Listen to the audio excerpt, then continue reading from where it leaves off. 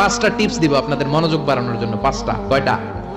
নামাজে মনোযোগায়ন কিভাবে করবেন, পাঁচটা টিপস খেয়াল করে রাখেন কিভাবে নামাজের মনোযোগ বৃদ্ধি করবেন। টিপস নাম্বার 1, সল্লু সলাতান মুআদ্দিয়া, বিদায় নামাজ পড়বেন। মনে করবেন হতে পারে আজকের এই নামাজটাই আমার জীবনের শেষ নামাজ। তাহলে প্রতিটা নামাজের সময় আমরা এই কথাটা ভাবি না কেন যে হতে পারে এই নামাজটাই আমার জীবনের শেষ নামাজ, হতে পারে আজকের এই সেজদাটা আমার জীবনের শেষ সেজদা। চিল্লায় বলেন ঠিক কিনা?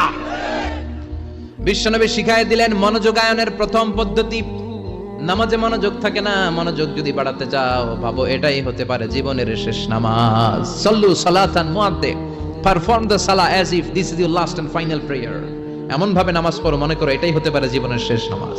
আজকে থেকে প্রত্যেকবার আল্লাহু আকবার বলার সময় এটা ভাবতে পারবো না আমরা যে হতে পারে এই নামাজটা আমার শেষ নামাজ। এই চিন্তাটা মাথার মধ্যে রাখার দরকার আছে না নাই? সাহাবারা যখন মরুভূমিতে নামাজ পড়তে দাঁড়াতেন